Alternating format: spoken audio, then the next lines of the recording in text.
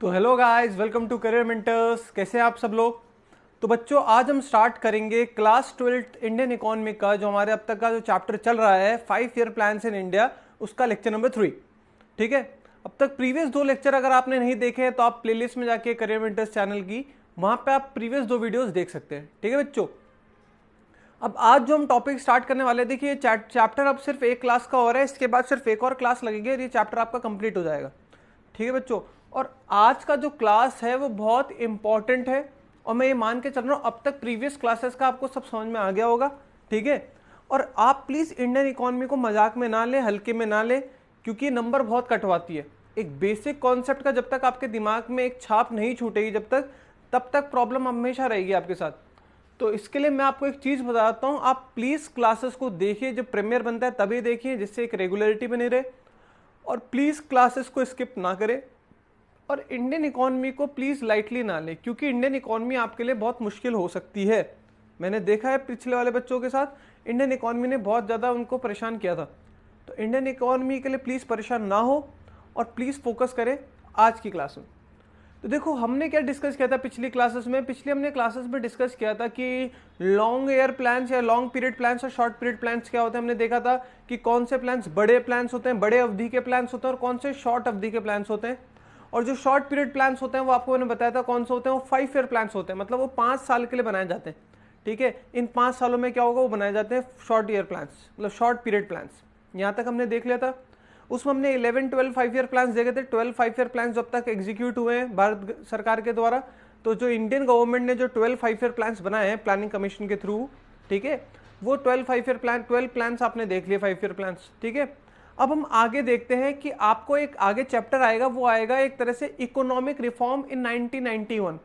आपने अगर basic economics पढ़ी होगी क्लास 10th में, तो आपको एक बात बच्चों पता होगा कि 1991 में एलपीजी रिफॉर्म्स आए थे। मैं आगे वापस बताऊंगा, बट बेसिक लेआउट पता होना चाहिए। 1991 से पहले हमारी इंडिया की इकोनॉमी बिल्कुल डिफरेंट थी एज कंपेयर टू 1991 के बाद। आपने पढ़ा होगा एलपीजी पॉलिसी 1991 में हमारे इंडिया के गवर्नर, इंडिया के फाइनेंस मिनिस्टर मनमोहन सिंह जी लेके आए थे। मनमोहन सिंह जी जो हमारे प्राइम मिनिस्टर भी रह चुके हैं, वो उस टाइम फाइनेंस मिनिस्टर थे। उन्होंने एक एलपीजी पॉलिसी लाए थे, याद करो, लिबरलाइजेशन, प्राइवेटाइजेशन और ग्लोबलाइजेशन। ठीक है। इन तीनों वर्ड्स का मतलब क्या होता है हम आगे आने वाले लेक्चर्स में देखेंगे। बस ये समझ लो कि 1991 में एक भूकंप आया था, उससे पहले की इंडियन इकोनॉमी अलग थी, उससे बाद की इंडियन इकोनॉमी अलग है। उसके बाद की जो इंडियन इकोनॉमी जो आज आप रिसेंटली देखते हो वो है।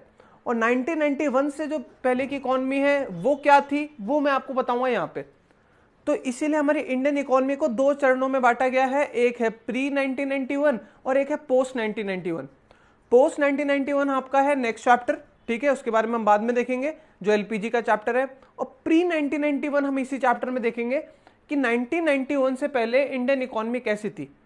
मोर प्रिसाइसली ये जो इंडियन इकोनॉमी 1951 से लेकर 1991 के बीच में, 1951 से 1991 के बीच में। अब यहाँ पे 1947 में इंडिया आजाद हुआ था, तो 1951 क्यों बोला गया, क्योंकि याद करो रफली आपका जो प्लानिंग कमीशन है वो 1950s और 1951 में एग्जीक्यूट हुआ था। ठीक है। और तो ये इंपॉर्टेंट बात समझने की कोशिश करना बच्चों कि 1991 में क्या हुआ था बच्चों, आपका 1991 से पहले आपका जो भी पॉलिसी थी उसको हम पढ़ेंगे प्री 1991 वाले पार्ट में। ठीक है बच्चों, चलो।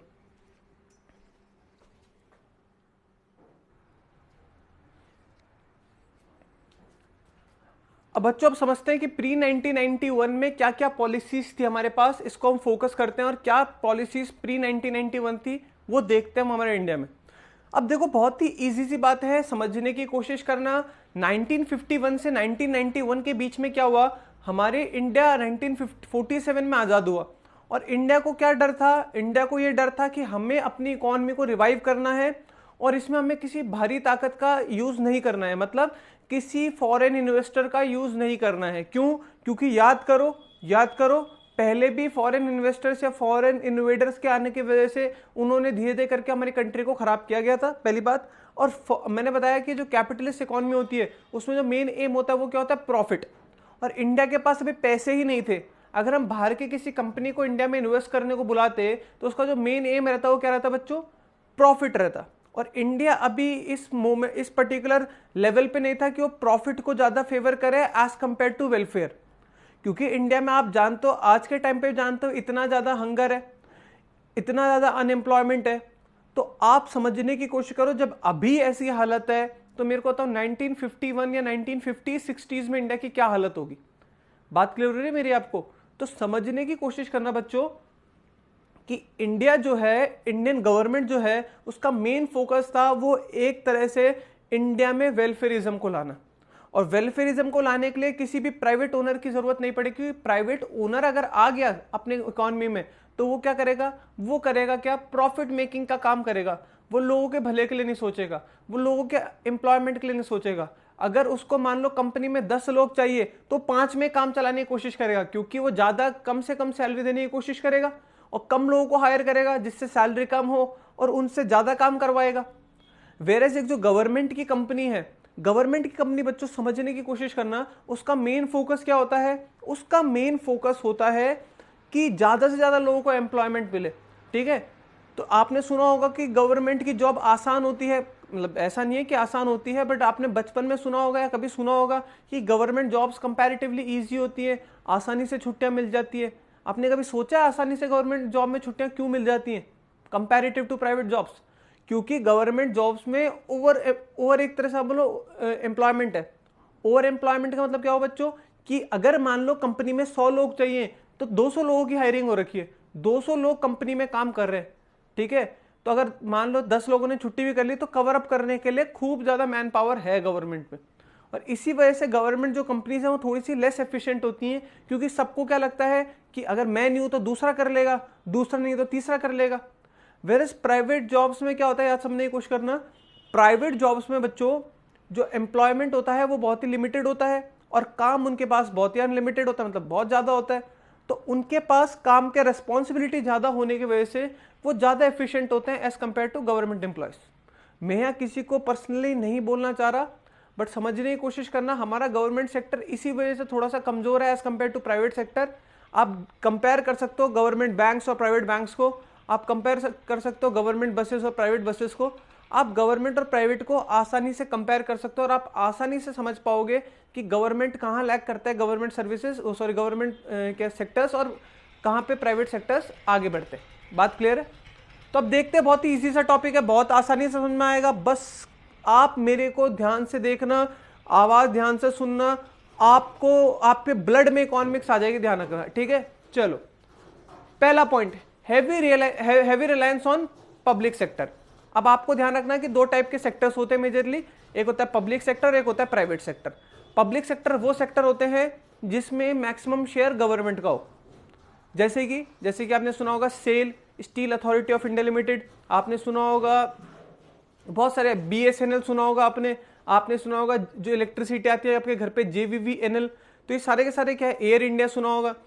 तो ये सारे कैसे हैं, पब्लिक सेक्टर। तो पब्लिक सेक्टर वो होते हैं जहां पे गवर्नमेंट का शेयर 50% से ज्यादा हो या फिर गवर्नमेंट का शेयर मैक्सिमम हो। तो हमारे कंट्री में बिफोर 1991 ज्यादातर जितने भी काम थे वो कौन करता था, पब्लिक सेक्टर ही करता था। मतलब स्टील बनाने का जो काम है वो सिर्फ पब्लिक सेक्टर का ही है, रेलवेज बनाने का काम है वो सिर्फ पब्लिक सेक्टर का, मतलब रेलवेज ऑपरेट करने का काम है पब्लिक सेक्टर का ही है। मतलब हर जगह सिर्फ क्या है, गवर्नमेंट की ही कंपनी थी। अब इससे एक फायदा है और दूसरा नुकसान है, एक नुकसान है।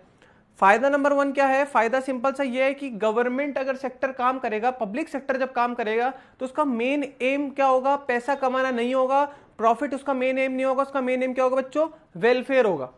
अब जब वेलफेयर होगा तो क्या होगा, वो कंट्री को एक्सप्लॉइट नहीं करेगा, उसको जितना कोयला निकालना वो उतना ही निकालेगा, वो ओवर कोयला को नहीं निकालेगा, वो ज्यादा मतलब क्या कहते हैं, ज्यादा उसको एक्सट्रैक्ट नहीं करेगा, ओवर एक्सट्रैक्शन नहीं होगा।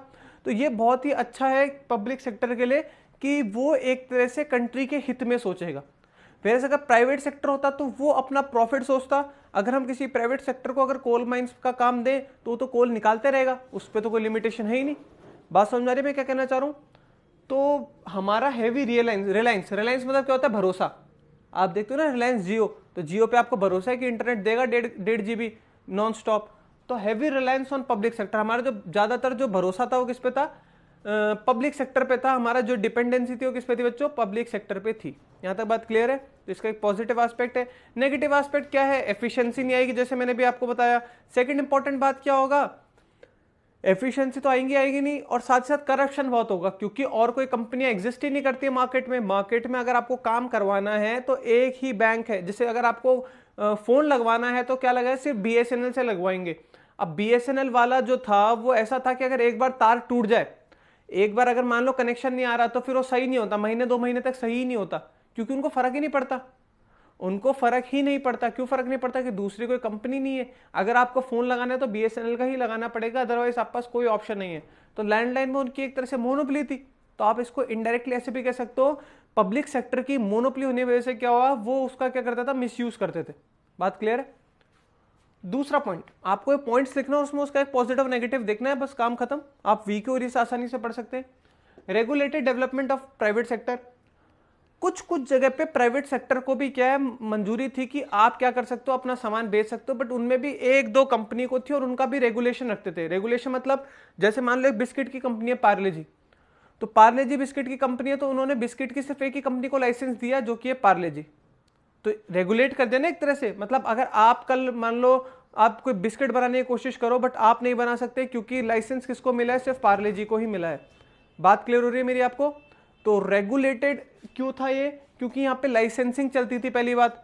दूसरी इंपॉर्टेंट बात क्या है समझने की कोशिश करना, रेगुलेशन होता था, मतलब आप प्रोडक्शन एक लेवल तक ही कर सकते हो, उससे ज्यादा प्रोडक्शन नहीं कर सकते। बात समझ आ रही है मैं क्या कहना चाह रहा हूं? मतलब अगर आपकी पार्ले जी की फैक्ट्री है तो कंट्री गवर्नमेंट आप पे रेगुलेशन लगा देगी कि आप 100 से ज्यादा बिस्किट प्रोड्यूस नहीं कर सकते।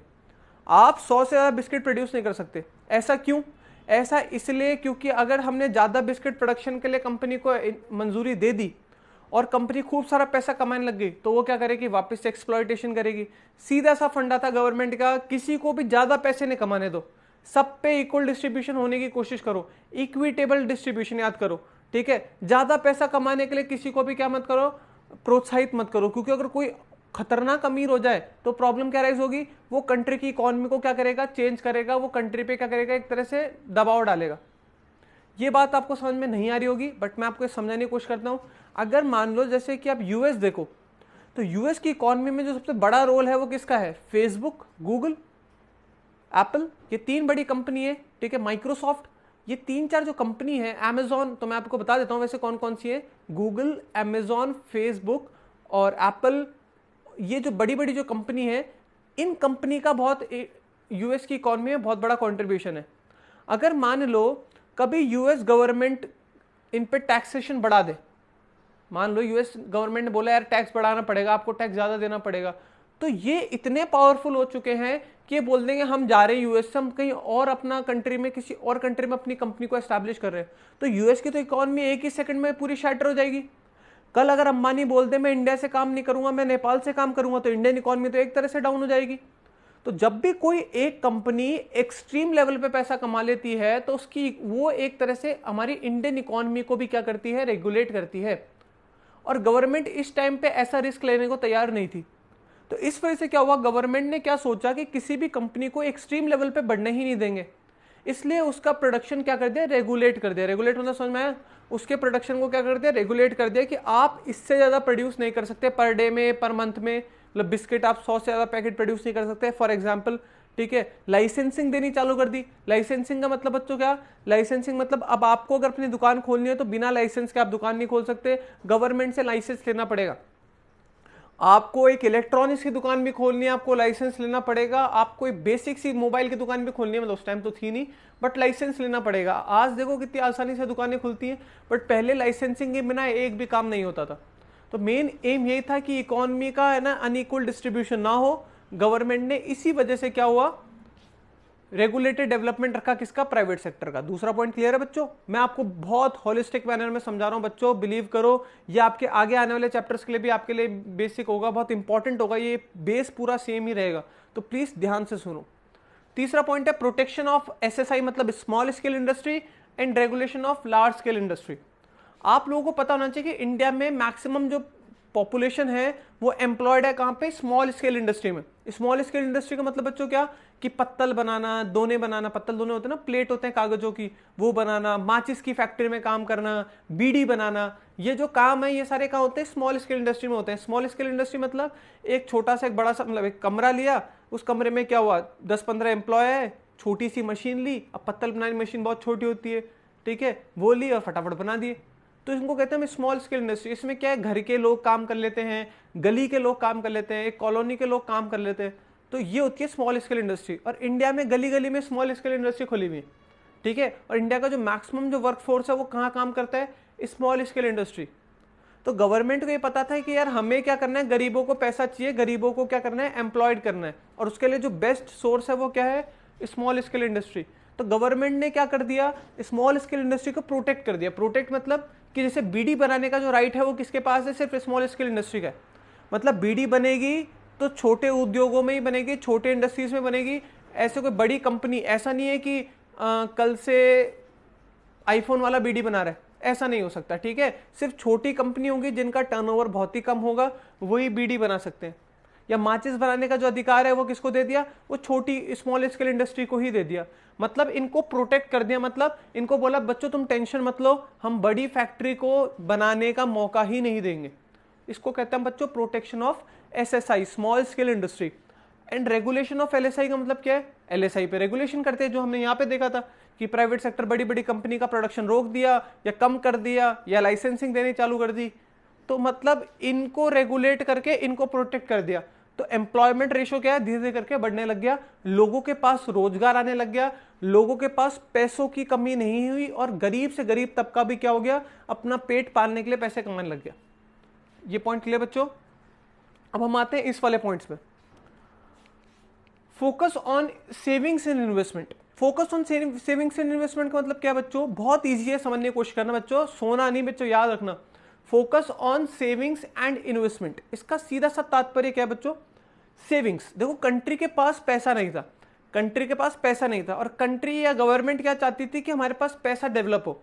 और गवर्नमेंट कैसे खर्चा करेगी, गवर्नमेंट कैसे इंफ्रास्ट्रक्चर पे पैसा करेगी, गवर्नमेंट रोड कैसे बनाएगी, जब गवर्नमेंट के अकाउंट में क्या है बच्चों, पैसे आए, या गवर्नमेंट कहीं से पैसा उठा सके।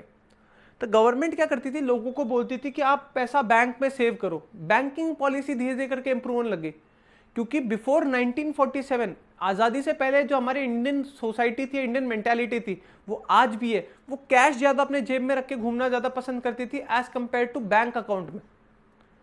बात समझ में क्या कहना चाह रहा हूँ, ये नहीं आ रही। आज भी अगर मैं आपको बोलूं कि आप कहीं घूमने जा रहे हो तो आप अपने घर वालों बोलते हो मेरे कार्ड में पैसे पड़े हैं एटीएम कार्ड में, बट घर वाले बोलते नहीं बच्चे कैश तो रख ही रख। तो आज भी हमारी इंडिया की जो इकॉनमी है वो हार्ड करेंसी पे चलती है बहुत ज़्यादा, बट धीरे धीरे करके अब जैसे आपने देखा कि 2016 में डीमोनेटाइजेशन आया, उसके बाद से जो ये ऑनलाइन ट्रांजेक्शन है बहुत ही तेज़ी से बढ़े। बट 1947 के टाइम से या फिर 1951 के टाइम पे जो ये ना तो फैसिलिटीज़ बैंक से ज़्यादा अवेलेबल थी, ना ही ऑनलाइन पेमेंट था, ना ही ईज ऑफ पेमेंट था, तो लोग कैश पे फोकस करते थे। और जब तक आप आगे इकोनॉमी में पढ़ोगे, जब तक मार्केट में कैश फ्लो करता रहेगा तो गवर्नमेंट के पास पैसा नहीं आएगा। अब मैं आपको पढ़ाऊंगा मनी एंड बैंकिंग में। तो गवर्नमेंट चाहती थी कि मार्केट से पैसा खींचे, बात समझ में आ रही है, तभी डिमांड बढ़ेगी, तभी मार्केट में मजा आएगा, बस आप इतना समझ लो। तो गवर्नमेंट ने क्या किया, लोगों को बोला कि अगर आप बैंक में पैसा 100 रुपए जमा करोगे तो आपको साल भर बाद 110 रुपए मिलेंगे। बड़े बड़े इंटरेस्ट रेट देने लगे, 10% का, 12% का, जिससे लोग ज्यादा से ज्यादा क्या करने लगे बच्चों, सेव करने लगे, बैंकों में पैसा सेव करने लगे। और वो सेव करा हुआ पैसा बैंक गवर्नमेंट क्या करती थी, उसको इंफ्रास्ट्रक्चर में क्या लग के करती थी, लगाती थी। बात समझ में आ रही है। तो इस टाइम पे क्योंकि कंट्री के पास इनफ रिसोर्सेस और इनफ पैसा नहीं था, तो क्या करती थी, सेविंग्स पे ज्यादा फोकस करते थे और इन्वेस्टमेंट पे ज्यादा फोकस करते थे, ठीक है। वो चाहते थे लोग ज्यादा ज्यादा इन्वेस्ट करें, अपने अपने बिजनेस खोलें, जिससे एम्प्लॉयमेंट जनरेशन बढ़ेगा। अगर एक आदमी एक कंपनी में काम करता है, वेयर एज एक आदमी एक बिजनेस चलाता है, तो बिजनेस चलाने वाले साथ 25 लोग और काम करेंगे। तो एक तरह से उस अकेले आदमी ने 25 लोगों को और रोजगार दिया। तो इन्वेस्टमेंट जब भी आप करते हो, बिजनेस जब भी लगाते हो, या फिर आपने प्रॉपर्टी खरीदी, तो ये जो पैसा होता है ये एक तरह से मल्टीप्लाई होता है। और ये मल्टीप्लाई क्यों होता है, क्योंकि ये पैसा क्या जाता है, गवर्नमेंट के पास जाता है, और वो क्या करती है, उसको किस में लगाती है, अपने इंफ्रास्ट्रक्चर प्रोजेक्ट पे लगाती है। अगला, development of heavy industries of strategic significance. देखो कंट्री ने ये बात समझ लेती कि अभी जो हमें डेवलपमेंट करना है इंडस्ट्रीज का, हैवी इंडस्ट्रीज मतलब जो बड़े बड़े चीजें बनाती है, जैसे automobile industry, iron and steel industry. Heavy industry मतलब वो होता है जो बड़े बड़े सामान बनाती है, ठीक है, जो भारी भरकम सामान बनाती है। गवर्नमेंट को ये पता था कि अभी हमें लग्जरी पे पैसा खर्च नहीं करना है, क्योंकि गवर्नमेंट के पास पैसा नहीं है, कंट्री के पास पैसा नहीं है। अभी सिर्फ हमें बेसिक जो अमेनिटीज है उनको फुलफिल करना है लोगों की। गवर्नमेंट ने क्या सोचा कि हम कार नहीं बनाएंगे। अभी कार बनाने का भी कोई सवाल पैदा नहीं होता। क्यों नहीं पैदा होता? क्योंकि कार बनाने में क्यों हम अपना पैसा और अपने रिसोर्स वेस्ट कर रहे हैं, जब अभी बेसिक चीज किसकी है? ब्रिज बनाने की जरूरत है।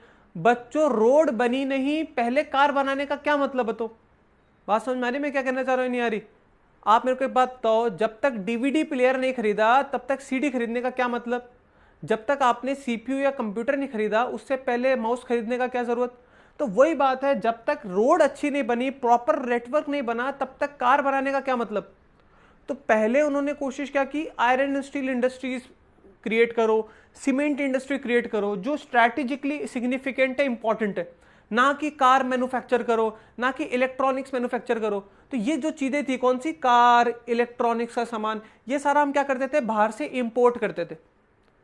बाहर से इंपोर्ट करते थे जो ये लग्जरी आइटम्स। और इसमें जो आप मानोगे नहीं, लोग क्या, गवर्नमेंट क्या चाहती थी? लोग इनको ना खरीदे, लोग इनको ना खरीदे। ठीक है, लग्जरी को बिल्कुल प्रमोट नहीं करते लोग, गवर्नमेंट। तो इस पे 300% इंपोर्ट ड्यूटी लगती थी। 300 200% इंपोर्ट ड्यूटी।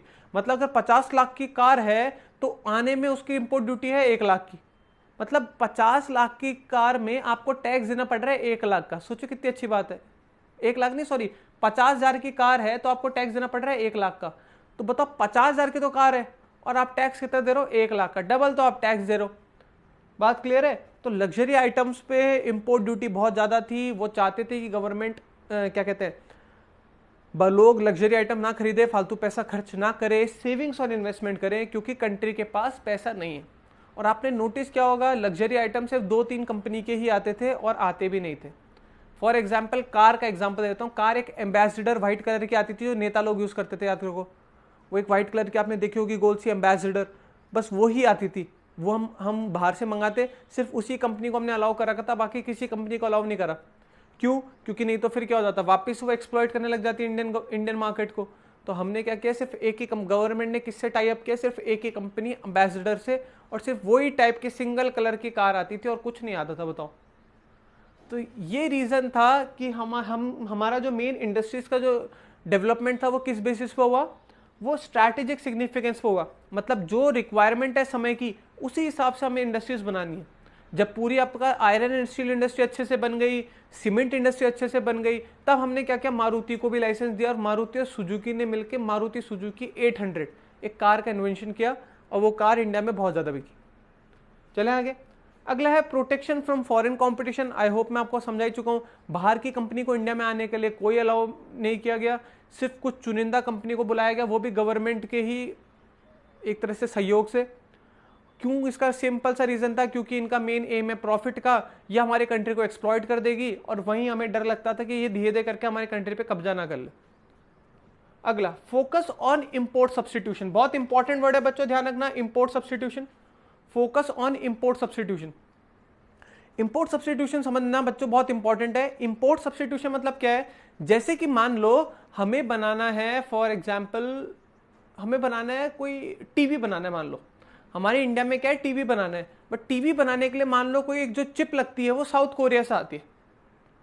क्या बोला मैंने? टीवी बनाने के लिए जो पीछे जो एलईडी, मान लो टीवी बनाने के लिए जो स्क्रीन लगती है, जो एलईडी लगती है, वो कहाँ से आती है? जो अंदर जो लाइट लगती है वो कहाँ से आती है बच्चों? वो साउथ कोरिया से आती है। अब मेरे को बताओ, हम एलईडी को कहाँ से इंपोर्ट करेंगे? साउथ कोरिया से। साउथ कोरिया हमसे मुंह मांगे दाम मांगेगा, क्योंकि हमारे पास ना ही टेक्नोलॉजी है और ना ही प्रोडक्शन है किसका? उस एलईडी का जो अंदर स्क्रीन लगती है। तो आपको क्या करना है? देखो, बाकी खांचा तो आप बना ही सकते हो, आपको क्या करना है? एलईडी बनाने को फोकस करना है। एलईडी बनाने पे फोकस करना है। बात समझ में आई? बाहर से ना मंगा के एलईडी बनाने पे फोकस करना है और हमारे इंडिया से ही सामान मंगाना है, ना कि बाहर से सामान मंगाना है। इसी को हम बोलते हैं इंपोर्ट सब्सटीट्यूशन। मतलब जो सामान हम बाहर से इंपोर्ट कर रहे थे उसको सब्सटीट्यूट कर दो इंडिया से ही किसी सामान से। बात समझ में आ रही है मैं क्या कहना चाह रहा हूँ? अब जो सामान हम बाहर से इंपोर्ट कर रहे थे उसको सब्सटीट्यूट कर दो इंडिया के किसी सामान से। मतलब इंडिया में अगर कोई फैक्ट्री लगी है, उसी से एलईडी मंगा लो, फालतू बाहर से क्यों मंगानी? इससे 2 फायदे होंगे, पैसा घर के घर में रहेगा और 2 को एम्प्लॉयमेंट मिल जाएगा। बात समझ में आ रही है? इससे हमारा जो फॉरेन रिजर्व है वो भी कम नहीं होगा। फॉरेन रिजर्व का मतलब क्या होता है? हमारे कंट्री में कितनी फॉरेन करेंसी प्रेजेंट है। अगर हम साउथ कोरिया को क्या करेंगे? साउथ कोरिया से अगर हम एलईडी खरीदेंगे तो बदले में उसको डॉलर देंगे, तो हमारा डॉलर भी खत्म नहीं होगा अगर हम इंडिया टू इंडिया ही क्या करेंगे? ट्रांजैक्शन करेंगे। तो गवर्नमेंट ने क्या बोला कि क्या करो, आप इंपोर्ट सब्स्टिट्यूशन करो। इंपोर्ट सब्स्टिट्यूशन मतलब बच्चों क्या, कि अपनी ही कंट्री से क्या करो, सामान को अदला बदली करो, ना कि बाहर वाले कंट्री से सामान मंगाओ। बात क्लियर है? इसको कहते हैं बच्चों अपन import substitution. Make in India याद करो, आजकल चलता है जो, तो सारा सामान इंडिया से ही बने, बाहर से कम सामान है। अगर आपको मान लो मोबाइल की, अगर मान लो टच स्क्रीन लेनी है तो चाइना से ना लेके इंडिया से लो। यही कहता है इंपोर्ट सब्स्टिट्यूशन। मतलब आप मोबाइल की टच स्क्रीन चाइना से ना लेके कहां से लो, इंडिया में जो गुजरात में बनाता है उसी से लो। इससे ना तो अपना डॉलर खत्म होगा और अपने इंडिया में 2 लोगों को रोजगार मिलेगा। बात क्लियर है?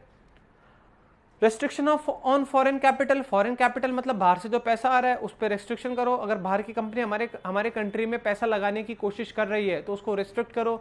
ये रीजन और ये रीजन सेम सा ही है।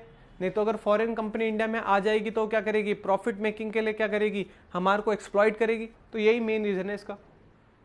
तो आई होप मैंने जो पूरे जो गुब्बारे के बीच में जो 9 पॉइंट्स थे मैंने आपको समझाए कि जो 9 पॉइंट्स क्या क्या थे, जो हमारे फीचर्स थे किसके, हमारी इकोनॉमिक पॉलिसी के बिफोर 1991। अब 1991 की बात की जो इकोनॉमिक पॉलिसी है वो पढ़ेंगे हम नेक्स्ट चैप्टर में। अब बस हम प्लानिंग के पॉजिटिव साइड और नेगेटिव साइड पढ़ेंगे, इससे ज़्यादा हमारे कोर्स में कुछ नहीं।